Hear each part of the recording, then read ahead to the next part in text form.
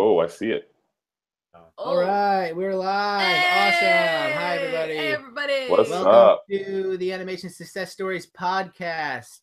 We're doing something a little different today. We're actually interviewing somebody via Google Hangouts, which is going to be a fun experiment. So we're going to see how that goes. If you haven't listened or watched the Animation Success Story podcast before, this is how it works. Essentially,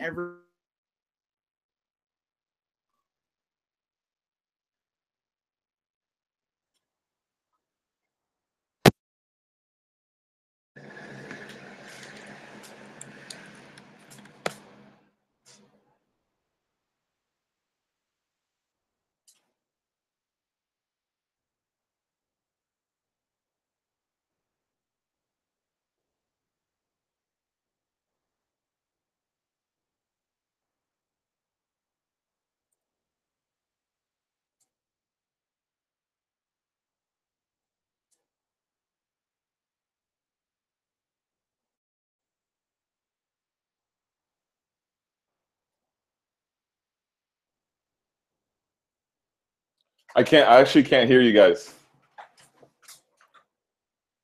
Can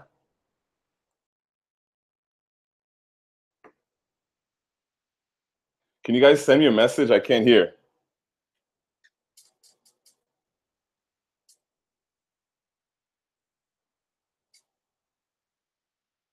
I think I know what it is. Okay, Hold on. We're almost there. 1 second. All right, I got it. I got it. Can you hear us? Yes. Yes. All right. Yeah. So he can hear us now. Okay, so the only thing you missed, Eric, was me introducing the show and introducing you and saying your name wrong. So I'm going to say it one more time just to make sure I got it. It's Eric Bofa Nfon. Is that correct? Yes. Nfon. It's a complicated African name, so you did well. Cool. It's Nice a cool name. It's a great name, man. I love it. Thanks. Cool. Doesn't know, we are the hosts of the podcast. My name's Anthony. Of course, I'm here with Brian and Sabrina. They're here every week, or whenever. It's not really every week, but every time we get together, they're here with me. So instead of throwing a theme music this time, since we're doing a Skype thing, we're gonna jump. Sing one. We're gonna not sing one. If you really want to, go ahead. Sabrina. Okay. That was great. That was really worth it. Great. Cool. So we're gonna just jump right into it. So Eric, first of all, thanks for being here with us today. I appreciate it, man. Thanks for doing this. This is going to be a fun, strange experiment. Hopefully it works out. So you were the lead animator, or one of the lead animators on Rick and Morty Season 3. You've also worked on projects such as Jake and the Neverland Pirates, The Awesomes, one of my favorite shows called Out There that not a lot of people know about, Chance of Meatballs series. Meet the Bell. A lot of other things. So usually the way we start the podcast off, the interview off, is by asking you what got you interested in animation in the first place. All right. So I kind of started drawing in elementary school, and some of my buddies introduced me to Dragon Ball. So nice. Classic comic book, and pretty much started just drawing muscular dudes fighting very violently. I saw some old drawings. There was so much blood. It was kind of terrifying.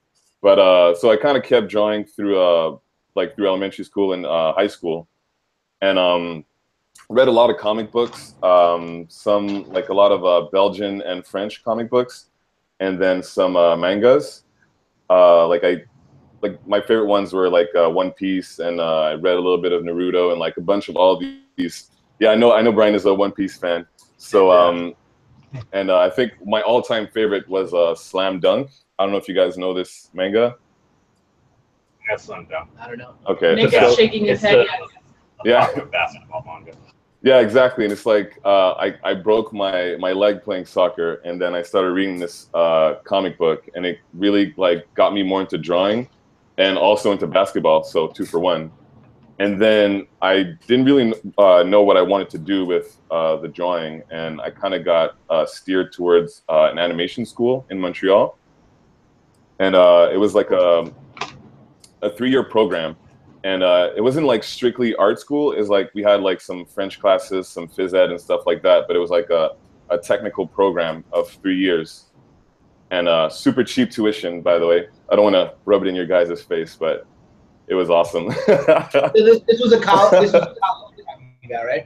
Yeah, this was college. I like throughout high school and elementary school, I was strictly just drawing characters for fun, and I like obviously I watched Space Jam. This was a huge movie for a lot of people, but I wasn't like, yeah, I didn't know much about animation, to be honest, before I got into the program. Like I obviously watched like some cartoons and stuff like that, but like going into an animation program really showed me that I absolutely loved it, and kind of that's what I wanted to do for my life. So you said you were drawing in like elementary school and throughout your life. Was there any point that during growing up, your childhood, where you thought you could make this a career, or was that switch not turned until college? It wasn't really turned until college. Like I didn't know what my options were. Like I could become like a comic book artist or stuff like that, but I wasn't aware of what all the possibilities were.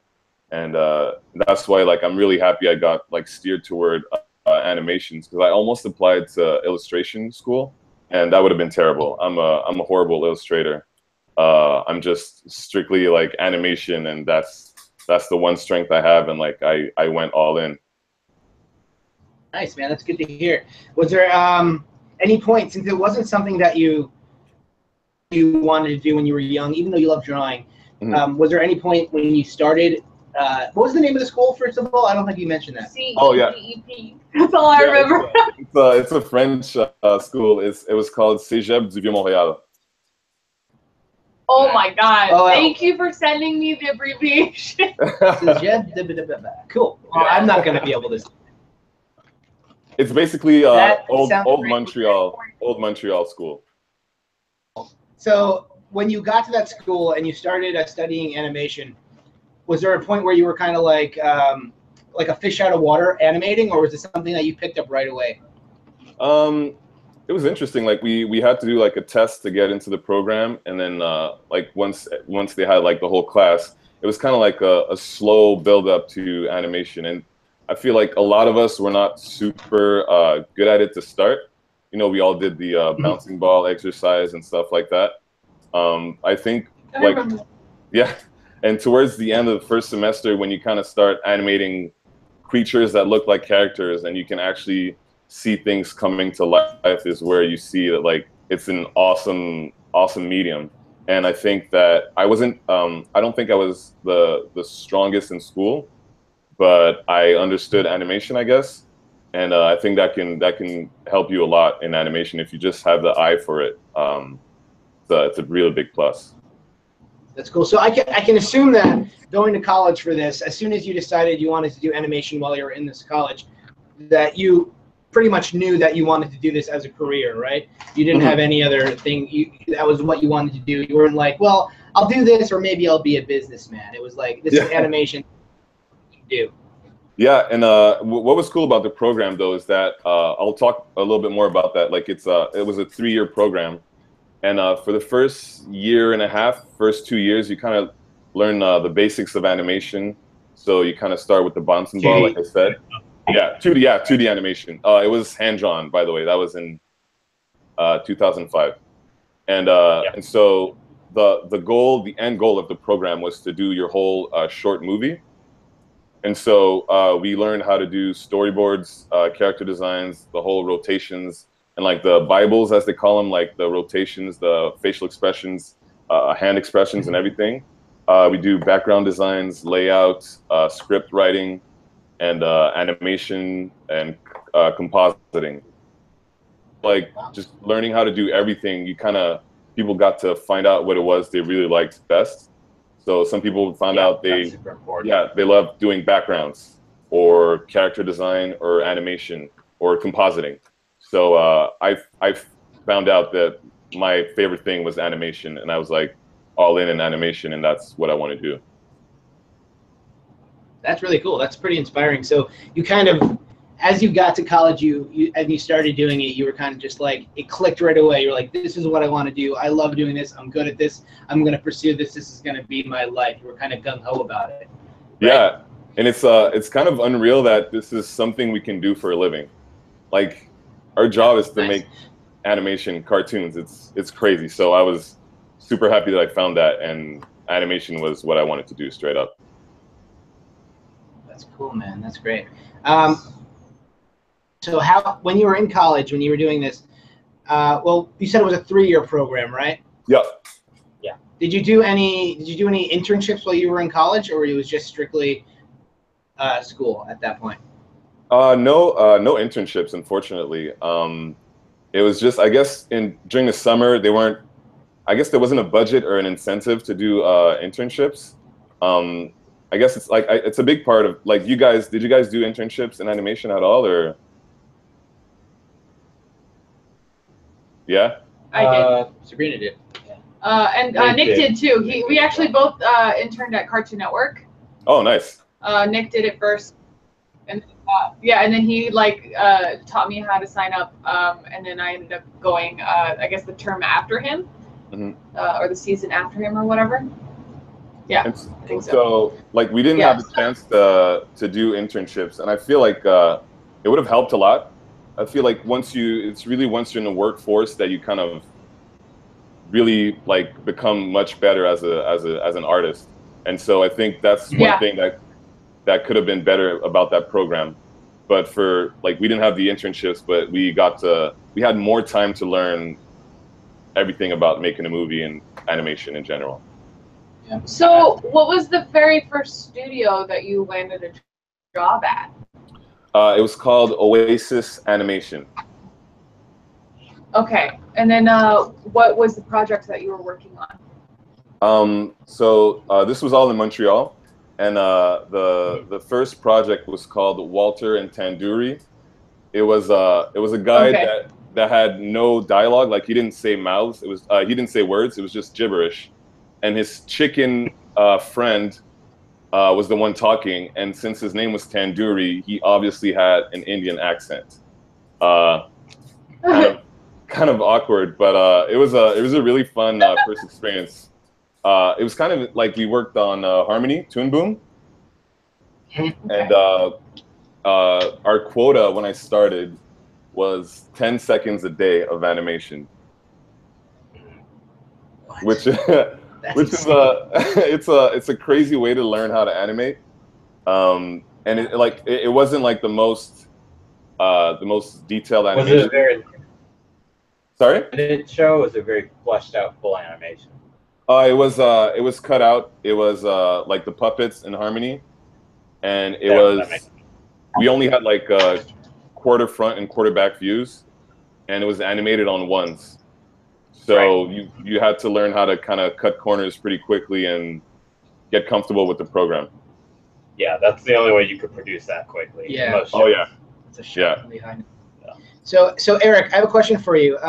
Just taking a step back for a second before we get into like all the projects you worked on and stuff. I'm wondering if there was any time like during your going through school at college that you were doubting yourself, or you were like not super gung-ho about choosing animation as a career. Was there any time where there was any self-doubt, or you were like, you know what, I've made a bad decision, or you didn't feel up for the task? Yeah, a little bit. It was kind of tough because our class graduated in 2008, and it was right after like economy was terrible. Like a lot of I think there was one guy that got a job out of school, and he had the best movie out of all of us, and he kind of got a chance to board for some short commercials. But other than that, none of us got a job until a very, very long time. And I actually. Sorry about that. I worked at a photography studio for about 4 months, and I was doing like touch-ups on Photoshops, like just normal like studio family pictures. It was kind of mind-numbingly boring, but it was really hard. It was really hard to find a job, and so of course, when you can't find a job and like your parents are asking you what's happening with what you want to do as a career, it's kind of hard to stay positive, but. Just like kept going for interviews, and my first job that I almost had was really what the industry was in 2008, 2009. So I did a test for Harmony for a show, and it was a week-long test, and so it was not paid. Oh God. Maybe 10 of us in the studio for a week, and we had to do like a scene. We all had the same scene. And at the end of it, I was one of the guys that managed to get a job because we didn't learn harmony a lot in school, but I kind of picked up on it fairly quickly. And they offered me a job, and I was supposed to start 2 weeks later. And then I get an email, and they say, you know what, like we're not getting the designs or stuff like that. We can't start animation, so we're gonna push you a month later. And then they ended up pushing. Honestly, it was 8 months until I heard back from them. It's insane. There was only 2 studios in Montreal, and the other one called me, and they were like, "Hey, we have a short project we want you to work on," and I told them no because I was already technically hired on the other one. And this is kind of like a lesson you learn kind of quickly. Like, it's good to be loyal, but at the same time, like if you have a job opportunity, you should go for it. Never say no to work. Exactly, right? Yeah. It was my first job, and so I could have worked on that project easily, but I ended up saying forget that first studio, and I went to the other one for another job later, which was Walter and Tandoori. And a month in my first job, they sent me an email saying we're ready to have you now. That was 9 months after I was technically hired. So did you drop the other job and go back to that one, or did you just say never mind? Yeah, never mind. I actually referred them to another one of my good friends, so he was able to get his first studio job. So 2 people were happy that day, so it was perfect. See, that's okay. That's actually a really good tip for people if they feel bad that they can't take a job or something in the industry. That's a really good example to kind of like help them out anyways, like turn them down politely and then help them out in another way, saying like, oh, but I do have somebody that would be perfect for the job. Yeah. Recommend it. That's really good. Definitely, yeah. And sorry. Yeah. Brian does that a lot. Okay. Yeah. Nice. Yeah, I mean, it's one of the ways. Like, I was working during the recession. So I was one of the few people who was lucky enough to have that job, and a lot of people I worked with prior to at the time didn't. So whenever like job opportunities pop up, I'd always recommend friends or people I work with, because ideally, I'm not gonna have work in a minute or two, and then those people will recommend me because, oh, Brian hooked me up with this job, or like now the spot's available and we know this person's capable of doing it. And also on that front about not turning down work, I got some advice pretty early in my career, like 2006 or so, about kind of the nature of being an animator in this business. And it's that we were basically gypsies where there's no like super loyalty. It's just like you do a job and then you move on. So that's why it's like you see a job, you take the job, and if you can't take it, you do just like what you did, just recommend someone else. Yeah. Very true. That's pretty cool. We kind of have in Vancouver at least. Sorry, I'm super late. Sorry, you guys. So I'm hearing the audio. So in Vancouver, it's kind of the opposite problem. We're so much job that so many jobs. Sorry.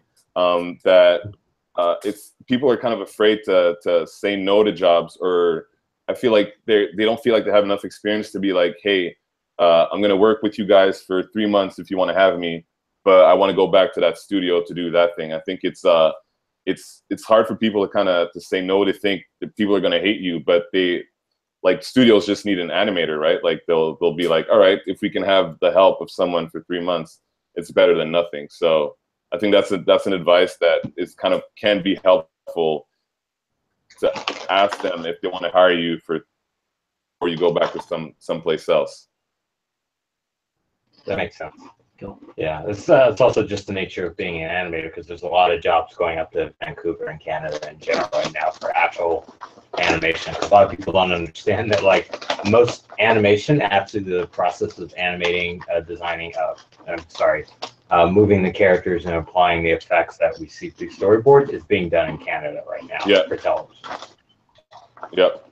It's we're definitely happy about that. We have the tax cuts in Vancouver, so there's a lot of job here. We're all very happy animators. Because I remember Bob and Margaret, and that was done through the Canadian government. What show was that? Bob and Margaret. It was a Canadian animated television show done in the late '90s, I think, early 2000s, about a married couple. You know what? Yeah. I don't even remember that show. Feel bad. It's old. Oh, is it? Okay, so it is old. I do. I vaguely remember that. I don't think I've watched I'll it. go even further back in Canadian animation. Do you remember the raccoons? Nope. Damn. Ah, see, I'm so old. Look up the raccoons. Ed, Ed, and Eddie was Canadian though. That was an early one that I remember. Which one? Ed, Ed, and Eddie. You guys don't know that? Ed, Ed, and Eddie. Yeah. Oh yeah, yeah. Yeah. I forget the artist name. It's like Daniel. Danny David. Anaducci? Yeah, I think it was Anaducci. That's awesome. I Yeah. loved that show. I didn't know that was. Yeah. Yeah, I didn't know it was Canadian either. Pretty cool. Cool.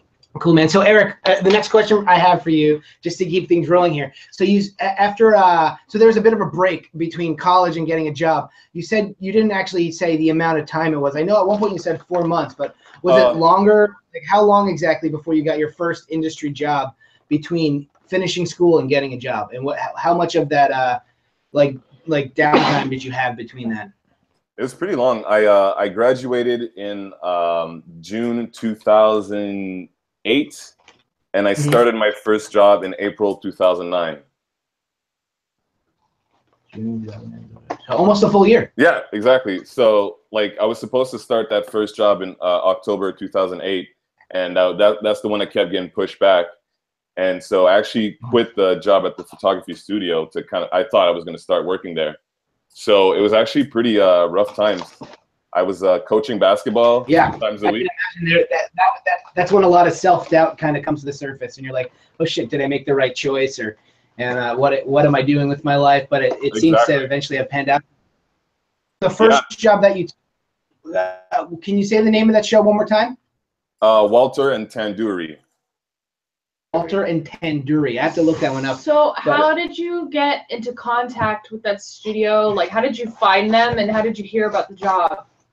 Word of mouth. It's a pretty small industry, especially in Montreal, and there were only really 2 big studios hiring. And so as soon as they were kind of ramping up for a show, they would be like, "We're hiring," and then like every animator in the city would kind of apply for the test. Well, the ones that didn't have a job, and so they would make you do an animation test on Toon Boom, and then you'd hear back from them afterwards. But it was like as soon as there's a show crewing up, like everyone kind of hears about it. But nowadays it's been a lot of the Toon Boom Harmony website has a thing where they post jobs for Toon Boom, and then I think there's a website called Animation Jobs that posts a lot of jobs online. Cool. So once you were in Margaret and Tandoori, is that no? What was Walter and Tandoori. I'm mixing up Bob and Margaret. Yeah. So, look, we pulled up an image of Walter and Tandoori here. But once you were on this show, did that show essentially lead you to your next gig, or was there more downtime between Walter and Tandoori and your next show, or how did that flow happen? So it was actually pretty cool. Like the contract for that show was exactly a year. So I worked for them for a year, and then we had a hiatus of about 4 months. And so the good thing about that is that studio already had its project lined up, and I signed my contract at the end of the first year. So I knew exactly that I had 4 months, and I'd been saving up some money, and I actually went to Europe for 4 months, kind of backpacked and worked at a restaurant in Brussels, and it was good. I feel like that's one of the pros of animation, is that one of the cons is that you're not a permanent employee rarely, but you get to have these hiatuses where if you save some money, you can go for a trip or just take some downtime and work on your art. And so that first year and a half was good to know that I would have a show to come back to.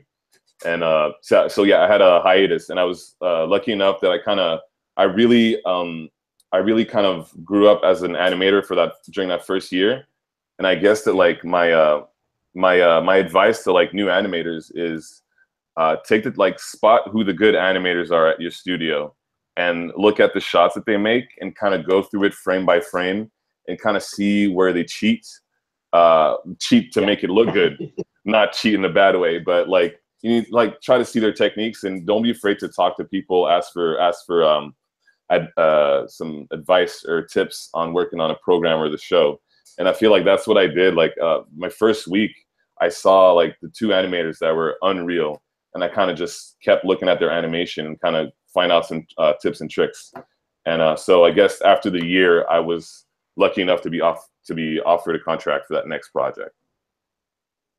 Nice. Yeah, there's so many tricks you can learn just by like opening up a person's file and like going through it Oh, step by step. Like the way they use smears, especially like Harmony, and I imagine some of the Flash, where you can like how they use the symbol and they just stretch out the artwork. Oh, yeah. But you don't know when it's like playing through. But these are the things that like as an artist we should be aware of. These are the tricks and techniques that like how animation's done. Yeah, definitely. That's pretty good. That's actually really good advice for animators. Because even though we've been doing this podcast a while, having like somebody who actually works as an animator animating, this is like a rare occasion. I've done that. Well, I mean, interviewing them.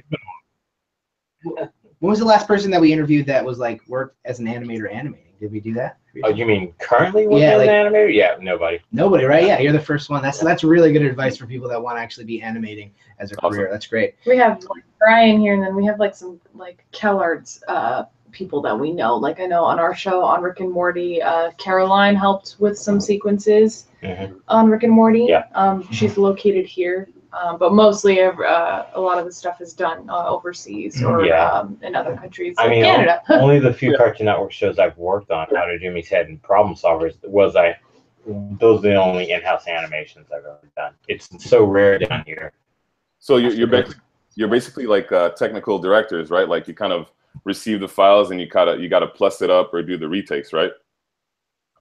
Well, yeah, Caroline for Rick and Morty, yes, that is her job. But like the shows I've worked on, I was actually just one of the base animators. Oh, okay, nice. We only had like maybe 6 animators. We did the whole shows on our own. Like, how many animators do you have up there on like even Walter and Pandora, or just on average? So Walter and Tandoori, we had maybe 20, 25. But on Rick and Morty this last season, we had upwards of 60 animators. I feel like at the same time we had about 30 animators, 30 to 40 animators working at the same time. It's kind of like people leaving, people coming to help. But so yeah, there was a total of about 60 of them. Wow, that's giant. Yeah. It's a big operation. Yeah. How many do you lead?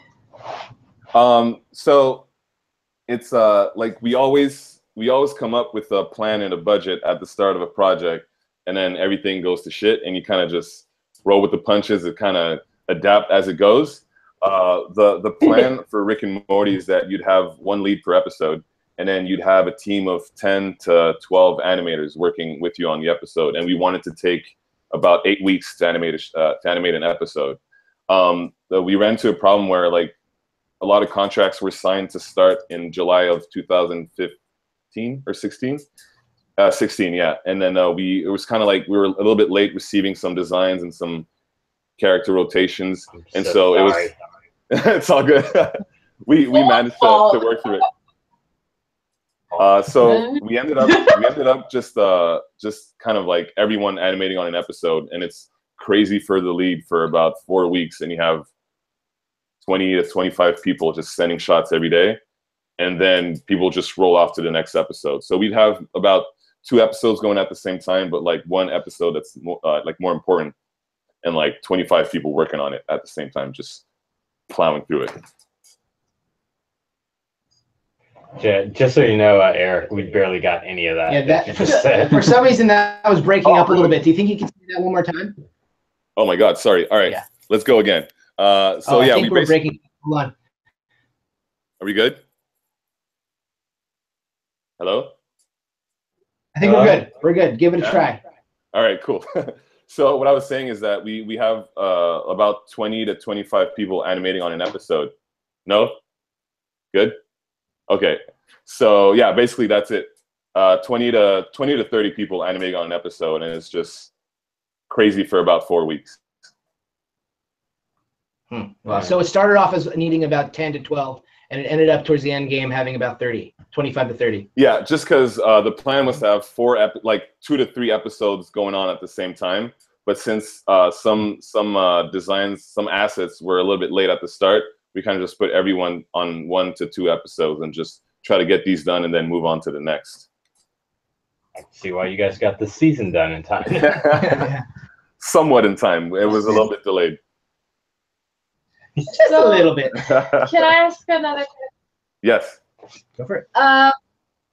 So can you explain like what a typical day is like on that production before we get into like the rest of his shows? Like just like going into work, how does your day start? And, like on a Monday, and then you know throughout the week, like what's a Monday and a Friday like For a lead animator. Yeah.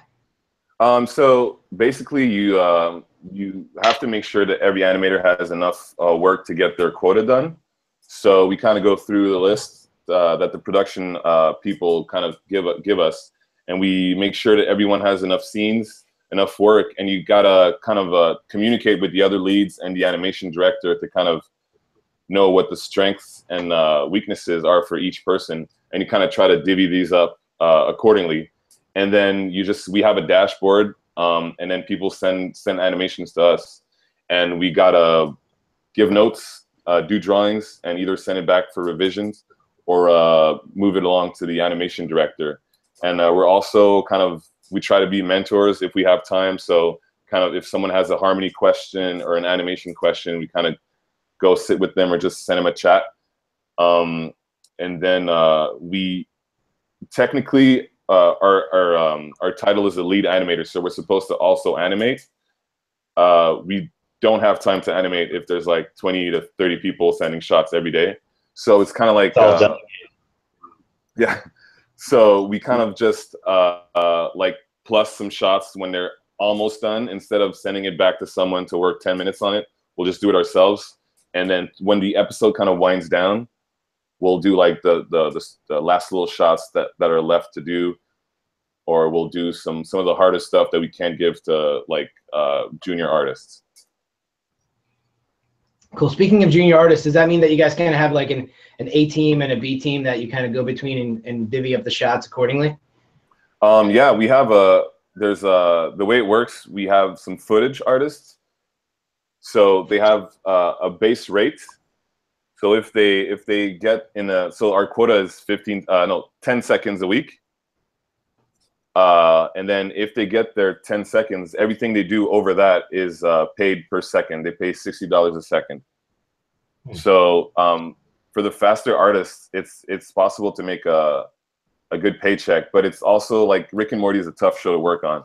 So we have some footage people, and we have some senior animators that are in charge of doing the harder shots, because there are certain shots in Rick and Morty that are impossible to do if you're on footage. So we have like 2 teams like that. That's pretty cool. Yeah, it's just there's too many characters and probably too many effects that where I was like, there's no way they can do 10 seconds in a week. Wait, if we give them one of those. I got it. Yeah. So the way you divvy it up, does like each scene or each shot, does one animator do everything in that shot, or do you have a different person doing the effects and the comping and all that stuff?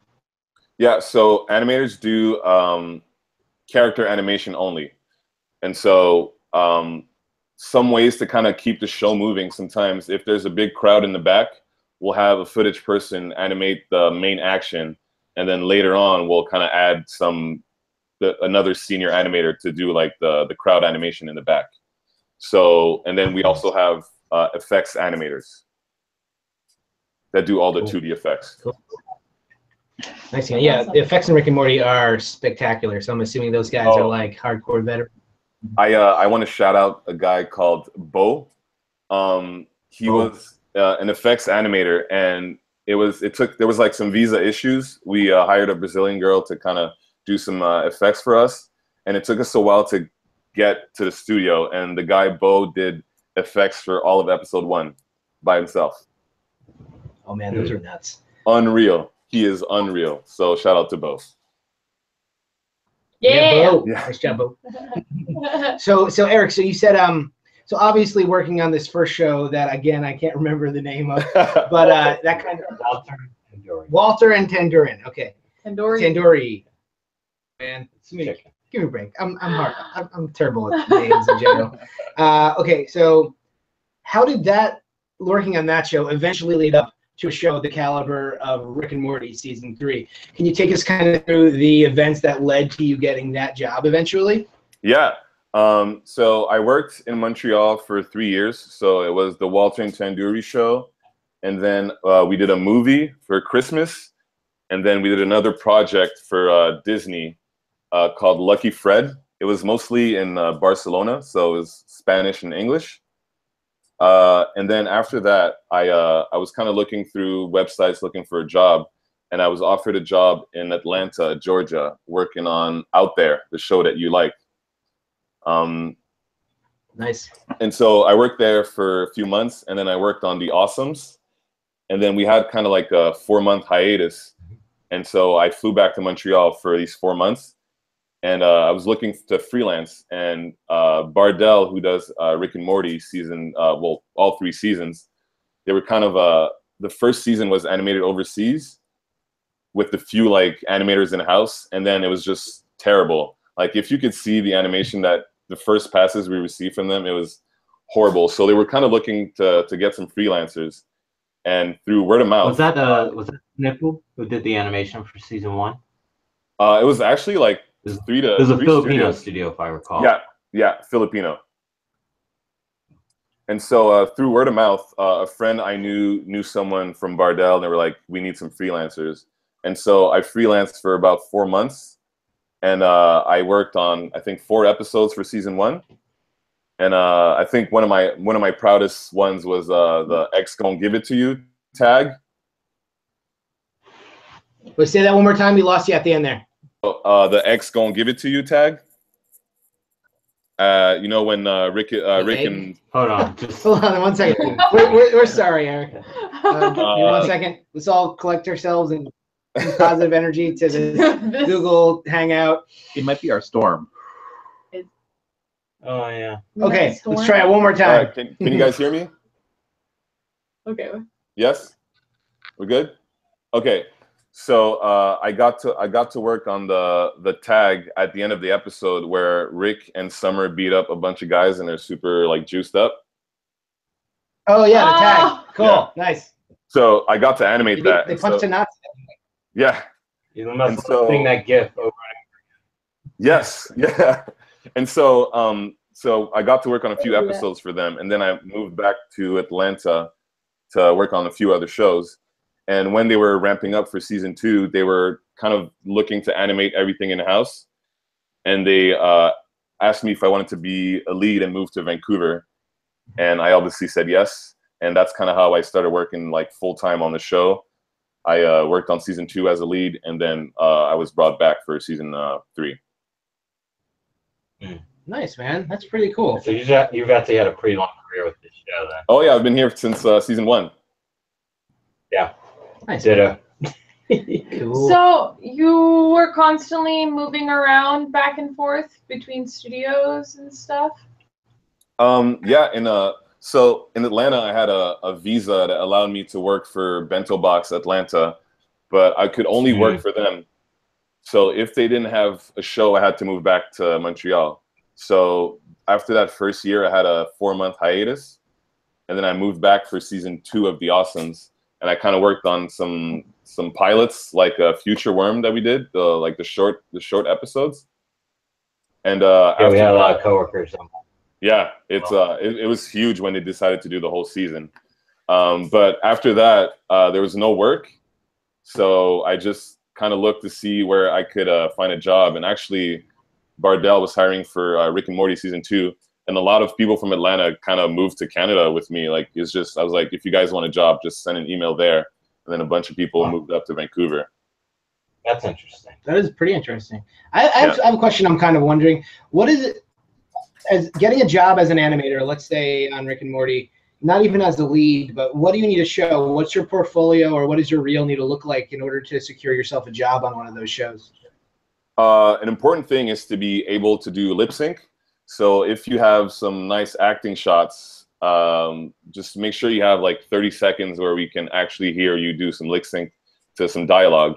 Because Rick and Morty is very important to like hit all the syllables correctly and like a lot of fast talking. So it's important to know how to lip sync. And then other than that, it's like we want to know that people can do some strong animation. Just make sure you have a walk cycle, some acting and some action. Like basically just put your best work in there and make sure it's something you did, not a walk cycle that people reuse for the studio and then you put it on your reel. So make sure it's things that you've done from scratch. Nice, great advice. Yeah. Very cool, very cool. So something we not always, but something we usually ask our guests is, what was your favorite show to work on? Do you have like a favorite show that you worked on from starting the very first job you got to Rick and Morty right now? Or even, are you working on something after Rick and Morty? So Rick and Morty, I was done on Friday. It was my last day Friday. We were doing some retakes. Congrats. Yes. And so I'm actually leaving to Australia tomorrow. So I have 3 weeks off. Nice. But yeah. My favorite show was definitely Rick and Morty. Lucky Fred for Disney was the first like super fun cartoony show I got to work on. So that was really cool. Nice, man.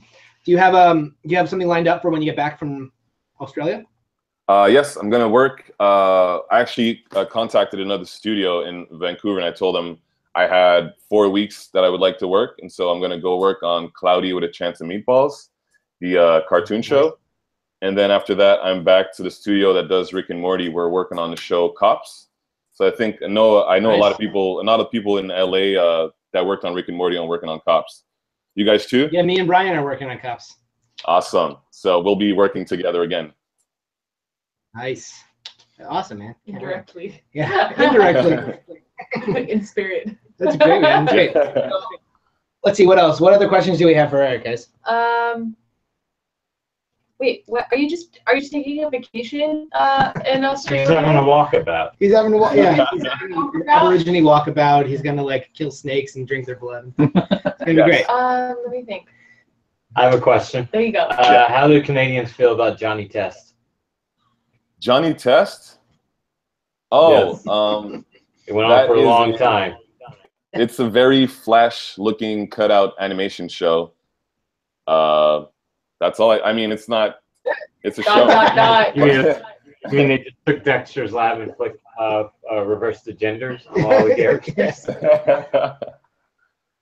Actually, pretty. A lot of people. I like this. Yeah, I mean, that show was on when I graduated college, and then it stayed on through like most of my career. I was just like, why is this show still being made? I mean, if you're able to work on the show, then you know you have something to work on. But it also helps to work on a show that you actually like. Yeah, that was a good gig for a lot of people for a long time. So no hate on that.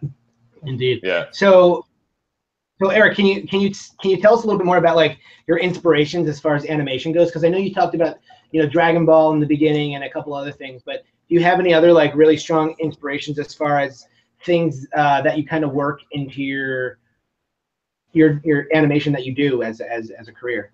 Well, I haven't had a lot of time to do some personal animation just because you work such long hours to kind of get some shows wrapped that when you get home you kind of want to do something else.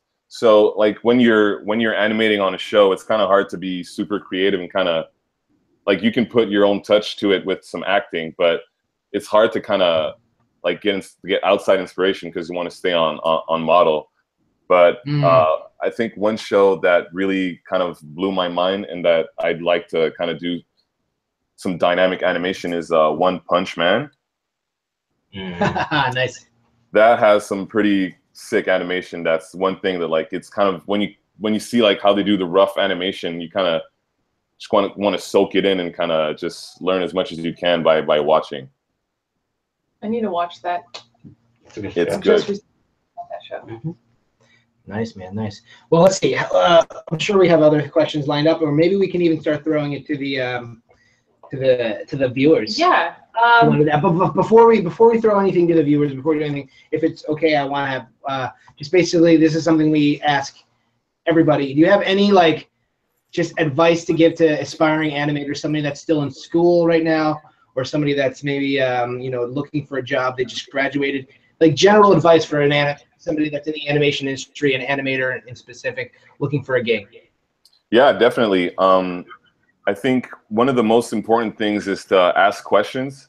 If you're working on something for more than 10 minutes and you don't have an answer how to fix it, ask to the person next to you or to your lead. Don't be shy. We're all there to kind of help the show get done. So ask questions. That's one of the main things. Ask questions if you don't know.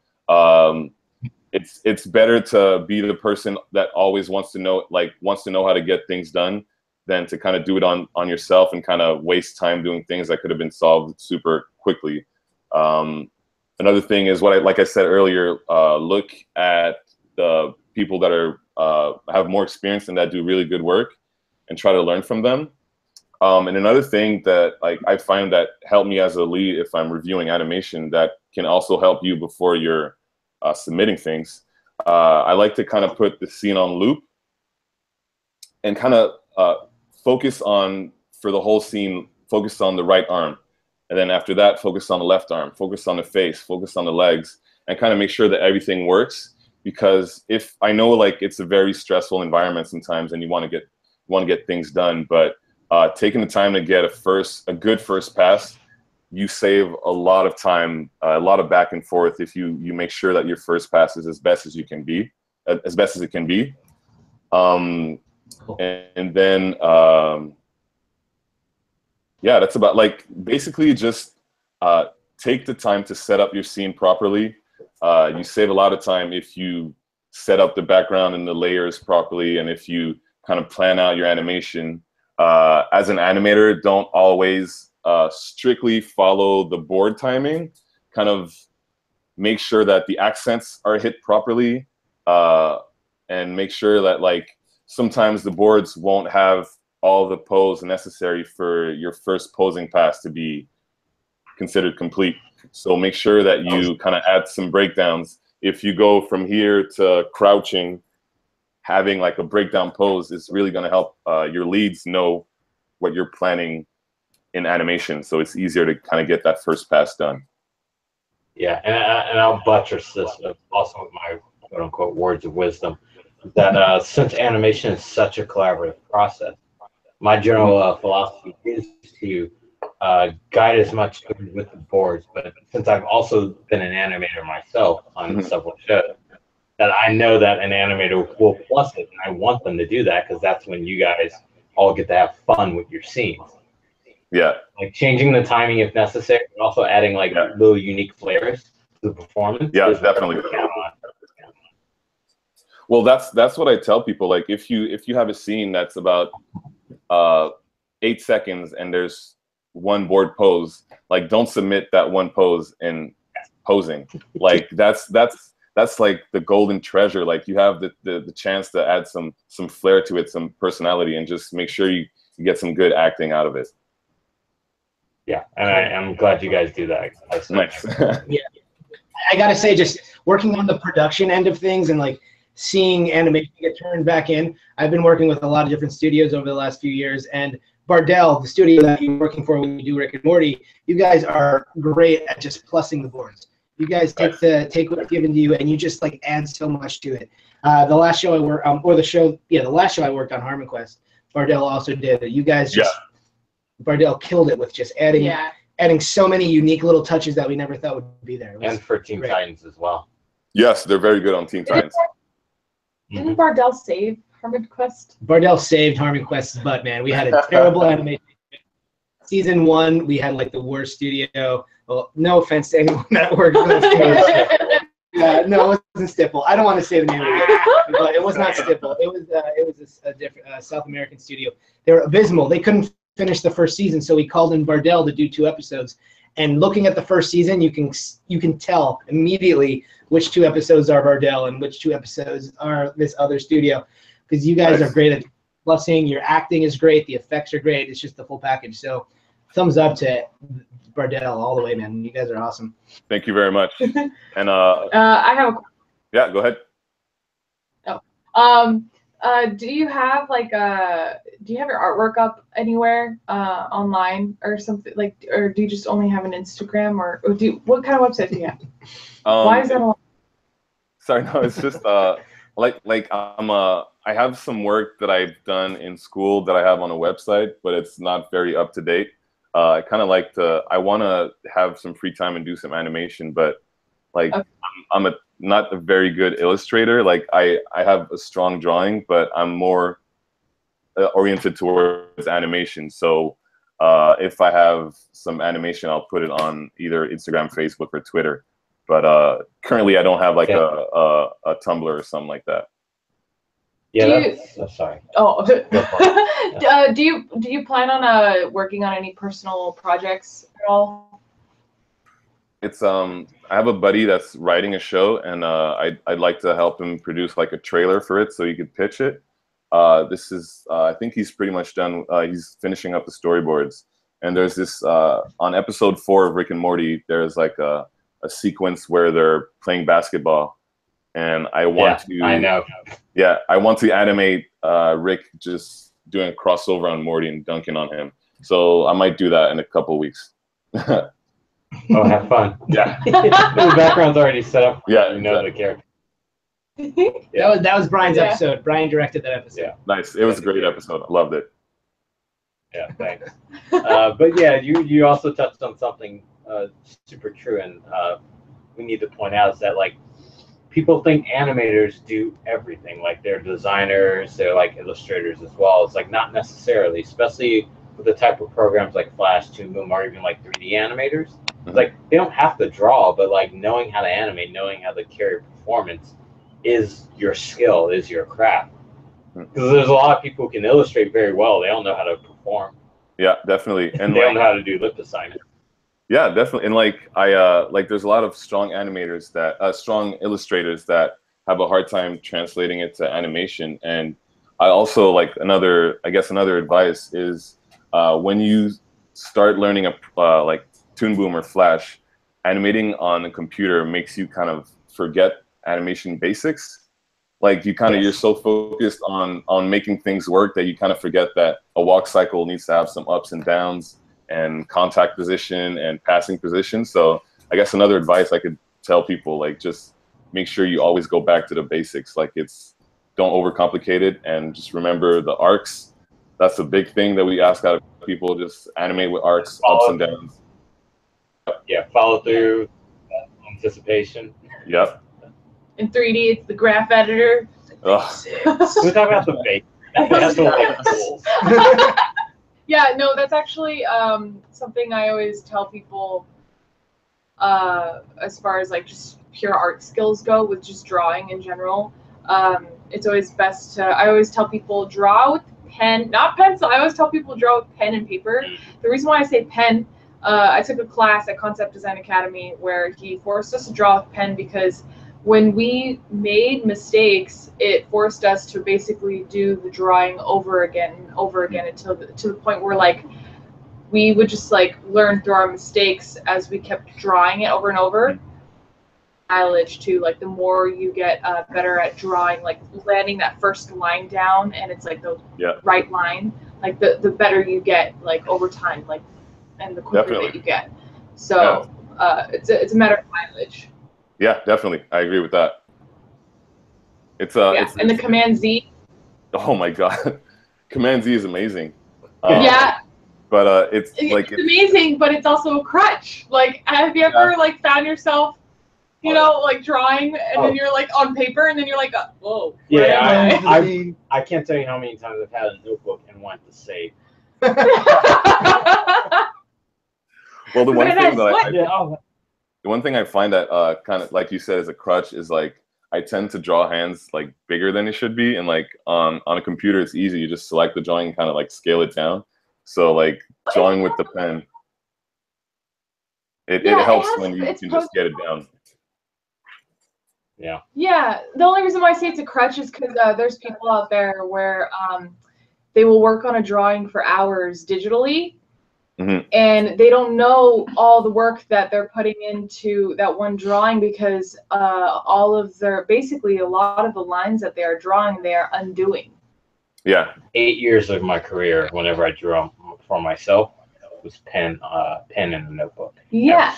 Tons of notebooks just filled with ink drawings. And because like what I learned is like someone just telling you, get out your bad drawings and you move on. Exactly. And that's why people always get discouraged when they see like these amazing like doodles or something online. And it's like, did you see how many drawings were done before that one drawing? Yeah. Probably 100 drawings were done before that one drawing. Yeah. Yeah. I love looking at people's like crap sketchbooks that they don't like showing people because it literally looks like a bunch of scribbles, and it makes you feel better because you're like, oh, so these people do scribble, you know, like they're not just amazing right off the bat, you know, and it's just great. Yeah. So that's the only reason why I say it's a. Agreed. But obviously it has its like pros too because you can copy and paste. No, I agree with you that it's good to draw with the pen on paper. Yeah. For sure, man. That's great. So I know we probably want to wrap things up relatively soon, so we probably want to start throwing because we have a handful of viewers watching us right now. We did something different than usual. We did the entire interview live.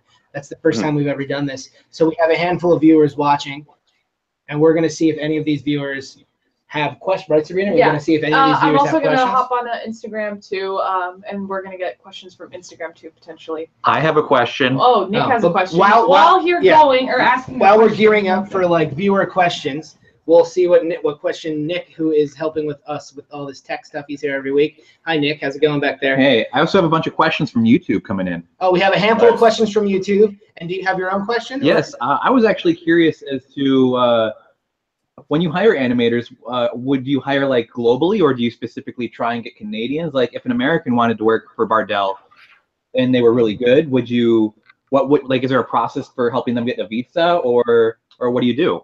Yeah, so there's a lot of work in Vancouver, so we're all like a lot of studios are always hiring, and so they've been really open into hiring Americans. We've worked with a lot of Americans, Brazilians, Italians, and some people from France. But there's recently been a law passed in British Columbia. I don't know if it's Canada-wide, where to have like an LMIA status to work as an alien, you need to make a minimum of $80,000 a year. So this cuts out almost everyone in animation, just because. Exactly. So like I guess the idea behind it is that they want people from Canada to get those starting positions, but in our industry, it's just everyone from Canada we can hire has already been hired. So I'm not exactly certain what the status is right now, but I know that a lot of shows right now they've hired a lot of Americans, and after a year we help them get a permanent residency to work longer in Canada. But this is something you'd have to kind of look for yourselves. But I can personally say that I've worked with a lot of people from America, Europe, and South America.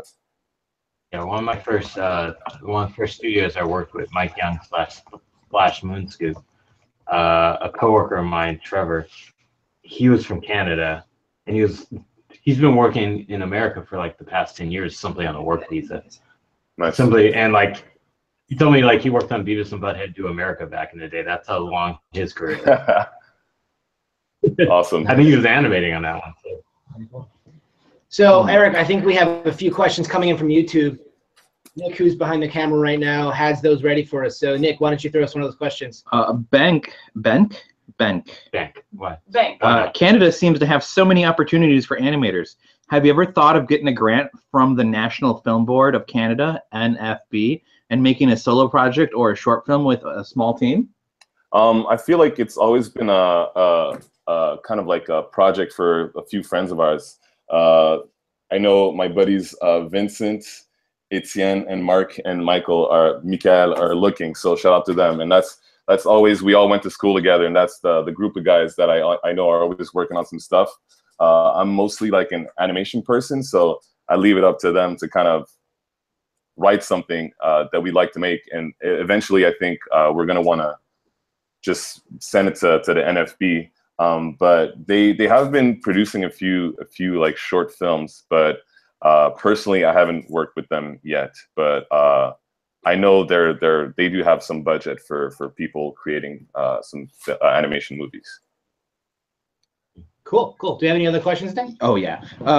Off the wall, do you look forward to going on hiatus, or do you stress out about it?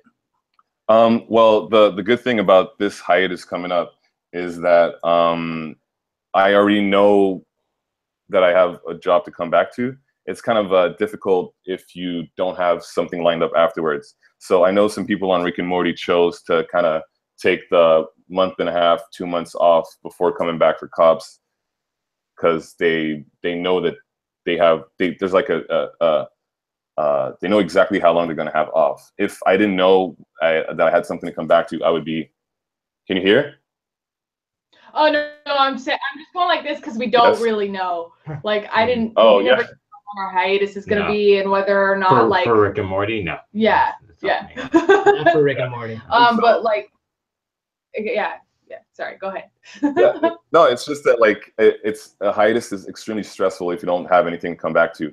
But Rick and Morty was such a crazy show that on Friday I was extremely happy to be done. I loved it's the best thing I've ever worked on. But once your contract is done, it's amazing. You just want to take like a few weeks off if you can. A much needed break. I'm sure you need it, man. Oh yeah.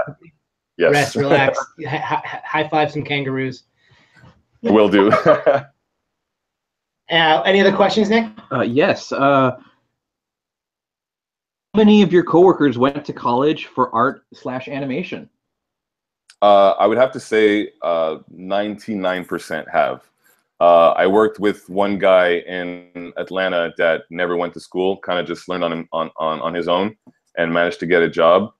But I would have to say that almost everyone I've ever worked with went to some kind of either like Vancouver has the Vancouver Film School, and they offer a year-long program to learn how to do animation. And I feel like a lot of people come from all over the world to do this, just because it's instead of going to school for 4 years, you kind of just go through it for a year, and if it's for you, then you can find a job afterwards. Yeah, what's tuition like in Canada?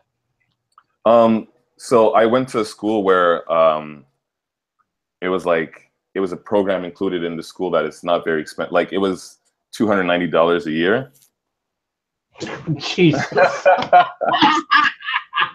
America. But, what?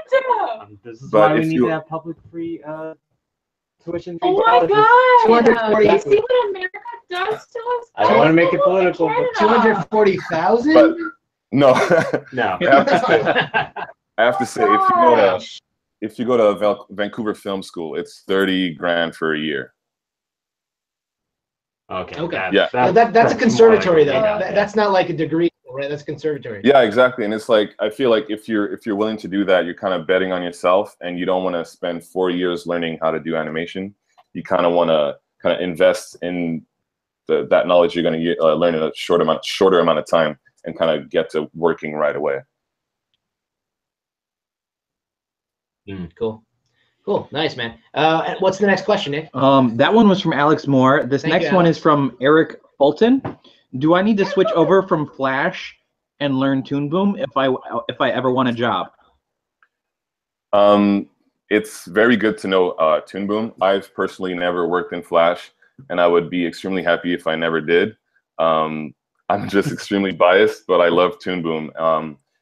And I know that in Vancouver right now, there's probably two or three big shows that are animated in Flash. The rest is mostly Toon Boom. So if you want to come up to Vancouver or do some technical like stuff in LA, it's very good to know Harmony. It's never going to hurt you to learn more programs. Well, for sure. I would say this: knowing both programs will, of course, keep you employed longer and more frequently.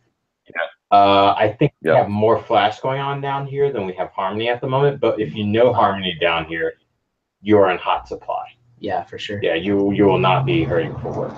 I know the industry. All the retake animators I've seen have been working in Harmony. Yeah, my buddy that I worked with in Atlanta does background designs now in LA, and for the awesomes, he had to draw backgrounds in Harmony. So he knows how to navigate Harmony, but he's not like an animator on it. Like he knows a little bit of stuff. And he told me like people were impressed by my knowledge of Harmony. So like if you actually know how to animate, like you're gonna be fine in LA. I find. Yeah, for sure. I know a lot of studios, not a lot, but I know a handful are actually trying to do their entire pipeline in Harmony. So like, from design to animation to compositing, everything is done in Harmony on certain projects. I haven't worked on one, but I've heard that a handful of projects are actually doing that. Yeah, we need to go that direction. Because it comes a step, right? Yes. Importing, right? Yeah. So short answer for you, probably. I'd say yes. yeah, probably. Sorry. Cool. What's next, Nick? This one's from Kim Jimbo.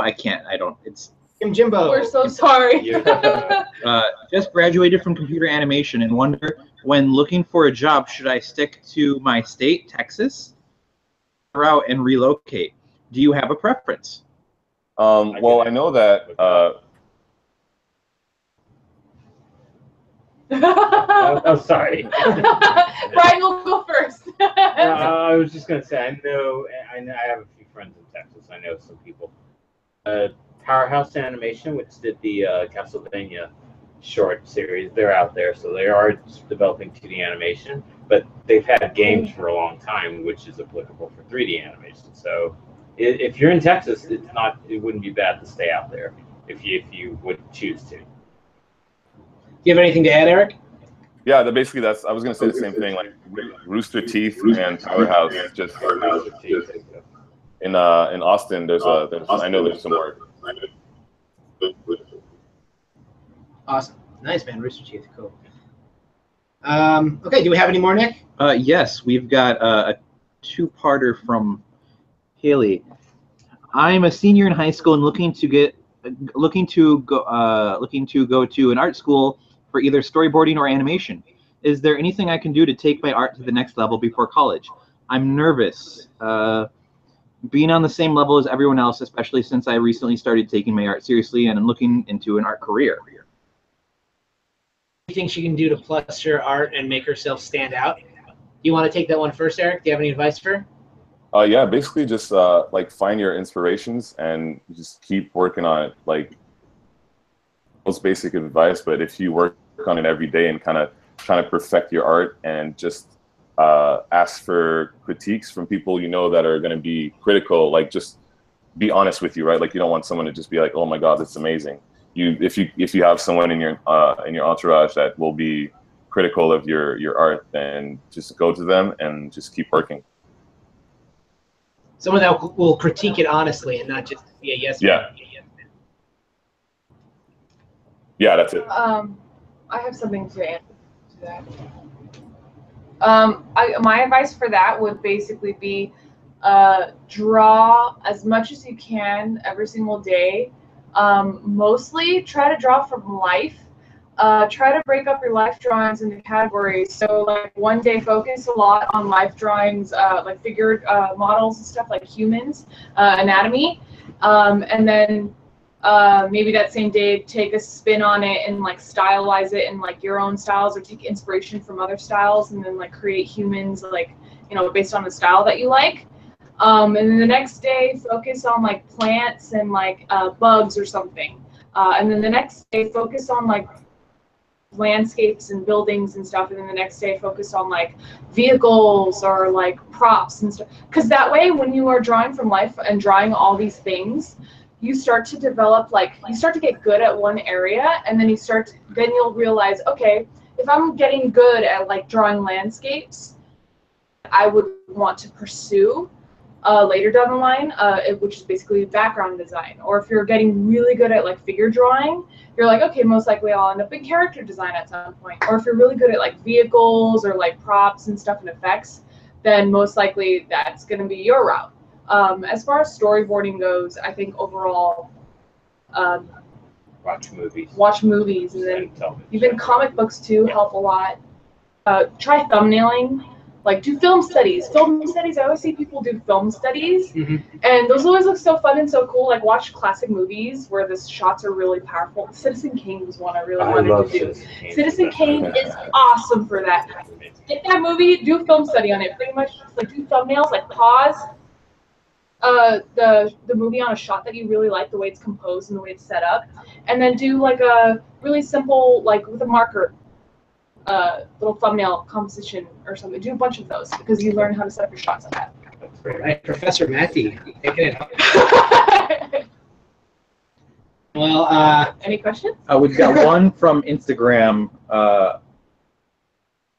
What can people do in the art industry that can't draw or have amazing ideas?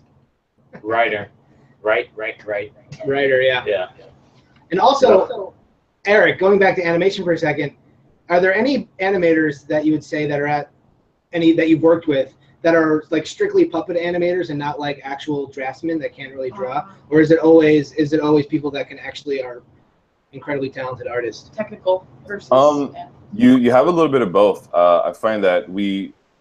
My classmates and I went to school at a time where they were really pushing still to do traditional animation, so you had to draw.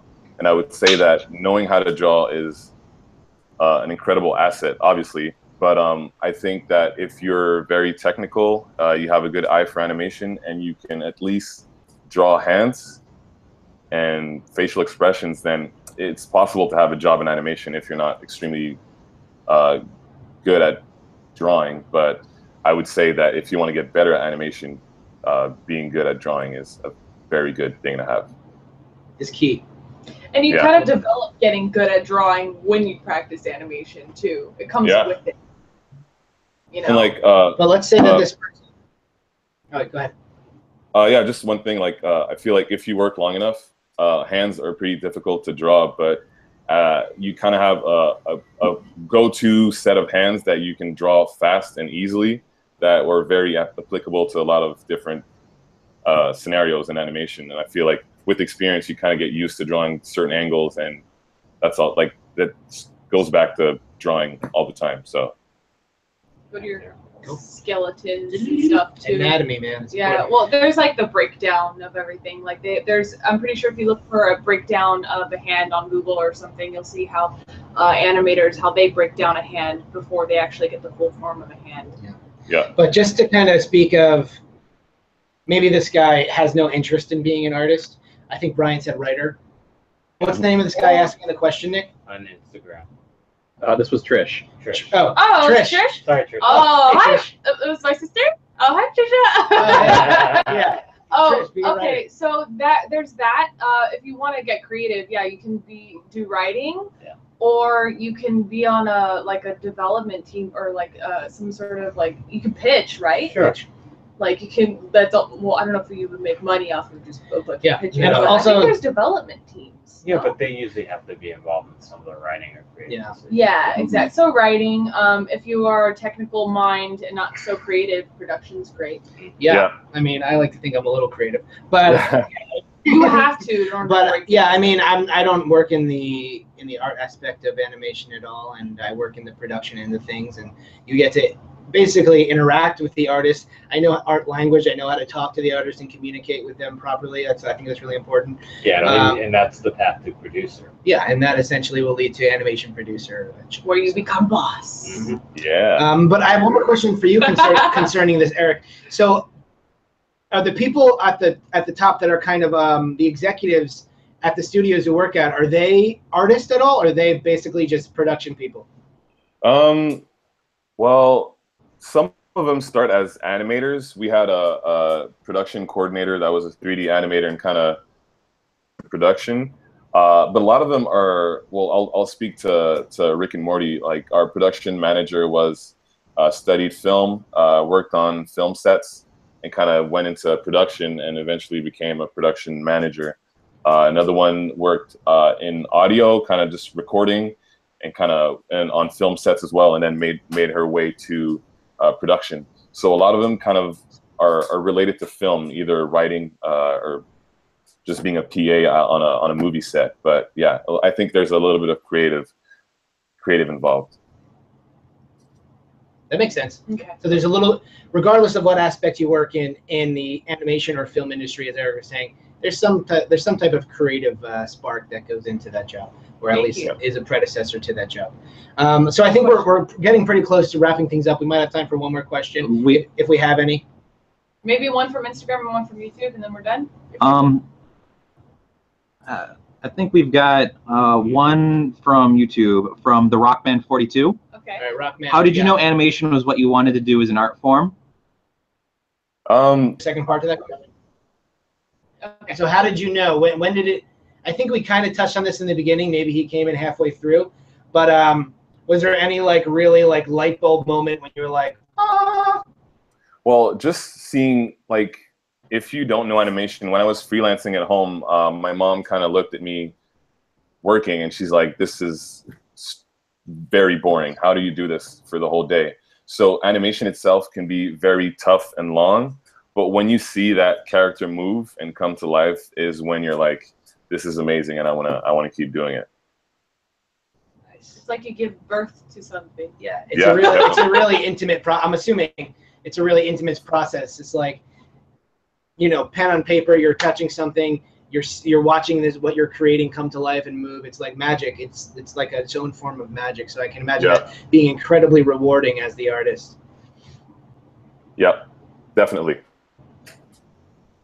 And then we've we've got one last question, but Benk is saying if you go to Melbourne while you're in Australia, they will take you to go draw some Australian animals on a day trip. Oh, unfortunately. Benk is from Australia. Yeah, unfortunately, we're only. Oh, you're not going? No, we're going to be in Sydney and Brisbane. If you have any tips for these two cities, then let us know. Yeah, hey, yeah, he's from Australia. Hey, Benk, you can hit up Eric. I'm sure you can find him on Instagram or on Twitter, and you can tell him some cool spots to hit up in Sydney and Brisbane. And maybe if you happen to be in that spot, you guys can hook up and draw some koalas. And then the last question is from Kim Jimmo, who said his name was Christopher. Thank you, Christopher. On the animation producer subject, I would love to be an art director or even higher. Is there any advice you would give? As an art producer? As a what art director or even higher? As an art director, if you're an art director, you need to be an artist for sure. Mm-hmm. I mean, if that's the guy who asked, I have no, I don't draw. No. That was Trish. Oh, that was Tish. Oh, okay. Trish. So what I noticed with a lot of art directors is that they've all had their hand in both character layout and character design, and also backgrounds. I mean, the really good McDermott from seasons 1 and 2 and Future. Yeah. He is a master at both character designs and background designs and color. He's a master of everything. So if you want to art direct, be an artist. Be an artist and try to dabble in all those areas, and eventually you'll earn that reputation or that right to that title. Yeah, you'll be asked. Yeah, because I can't art direct. I don't do enough of the backgrounds. I used to do props, but I don't color enough. So yeah, that is that specific track. Yeah, and I think from what I've experienced in the past, a lot of times on projects towards the end, we need a generalist to come in and kind of touch on every bit of the design. And from what I hear, a lot of times the generalists, the people that come in to do background touch-ups, maybe we need some extra angles on a prop, this character needs to be colored. A lot of times they move on and they're the ones that become art directors. So you should, try to put your foot in every aspect of that. And also I noticed a lot of the art directors I've worked with were background painters, mainly background painters first. So that might be something you want to kind of gear your attention towards. Director, an art director in the animation side of things? Yeah, I guess for art direction, it's not really anything that we touch on, but to get to eventually directing animation, I think it's just work hard, just show that you have the eye for it. If your lead or your director gives you a note, kind of put that in the back of your head and try to not do that mistake again. And if you're someone that they can rely on, that has an eye for the animation and is articulate, is able to kind of, the hardest thing when you get to that level is to you can't do all the animation for everyone. So you have to be able to put into words what you want to see differently or improved in a scene. So I guess just being able to kind of put animation into words is a very, very big asset if you want to get to that director role. Cool. Great advice, man. So I think we're probably wrapping things up right now. I don't think we have many more questions. If we did, I don't think we have much more time for them. So is there any other questions that we have for Eric before we want to wrap things up, guys? We're good to go, Sabrina? Did you enjoy this podcast? Did you have fun, Eric? Yes. We had Cool, man. I gotta say, this was incredibly informative, and this was the first time we had a an animator that actually works as an animator animating, or as an lead animator as a guest, and we really appreciate you coming on, doing this Google Chat experiment that we're doing, putting up with all these technical errors. So we appreciate you doing that. Thank you so much. Is there any place that people can find you, and like on Twitter or on Instagram, that you can shout out right now? Yeah, basically that's the handle. Just send a message, Eric_ANDFUN. It's kind of a play on my difficult last name to pronounce, so and fun. And yeah, that's basically it, man. Thanks for having me, guys. It's been great.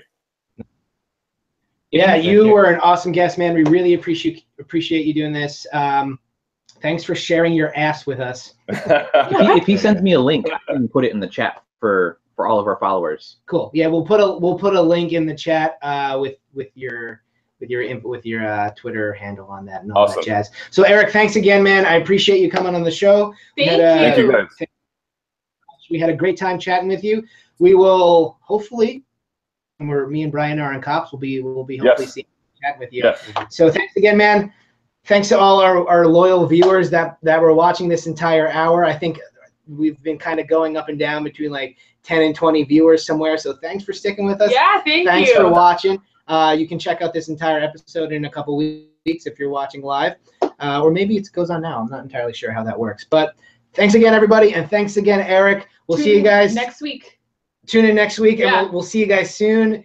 Animation success stories in the ass. Thank you, Peace, Eric. everybody. Thank you. Bye, guys. Bye, guys. Thanks. Goodbye. Bye. Oh. Cool. So we're still broadcasting. Yeah. Yeah. We can stop broadcasting and still talk to Eric somehow. Right. Yeah. Right? Yes. Okay. Hold up. It's the big red button. Big red button.